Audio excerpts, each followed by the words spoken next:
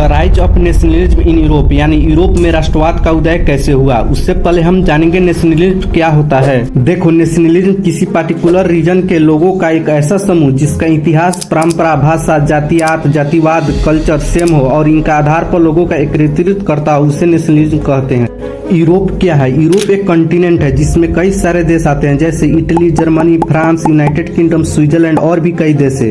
उदाहरण के लिए एशिया भी एक कॉन्टिनेंट है जिसमें इंडिया, पाकिस्तान, बांग्लादेश, श्रीलंका, अफगानिस्तान, नेपाल और सारे देश आते हैं। अब तो आप इस चैप्टर को टॉपिक समझ गए होंगे। एक कहानी शुरू होती है एक पिक्चर से, जो कि एक फ्रेंच आर्टिस्ट फ्रेडरिक सूरी ने 1848 में बनाया था।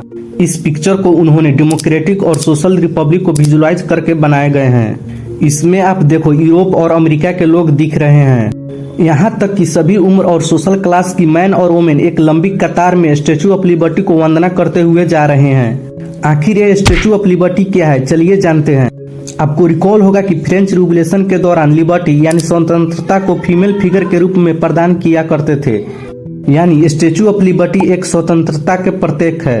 इस स्टेचू ऑफ लिबर्टी को देखो, एक हाथ में टॉर्च ऑफ इनलाइटमेंट यानी आत्मज्ञान की मशाल को दर्शाता है और दूसरे में character of the right of man, जो मनुष्य के अधिकार को घोषणा पत्र को दर्शाता है। और यहाँ पर देखो, ठीक स्टेचू के नीचे कैसे राजा महाराजा के मुकुट, उनके बनाए गए सिंबल और संस्था को ध्वस्त होकर जमीन पर बिखरे हुए हैं। अब और ध्यान से देखोगे कि स्टेचू के लेफ्ट साइड की ओर अमेरिका एंड स्विट्जरलैंड स्टेट जैसे काफी आगे है, क्योंकि उन्होंने मोनार्क सिस्टम को हटाकर एक राष्ट्र राज का बना चुके हैं। सिंपल शब्द में कहें तो स्टेचू के लेफ्ट साइड की ओर की देश नेशन स्टेट बना चुके हैं राजा महाराजा को हटाकर, और राइट साइड के स्टेचू की तरफ कई देश लाइन में लगे हैं नेशन स्टेट बनाने के लिए।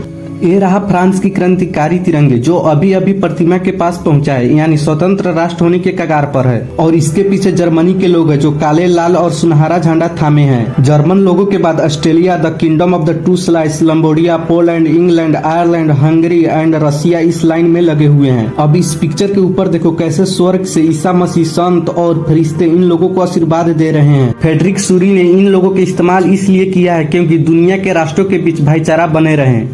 इस चैप्टर में हम बहुत सारे इश्यू को विजुलाइज करेंगे जो सूरी ने इस पिक्चर में किया है।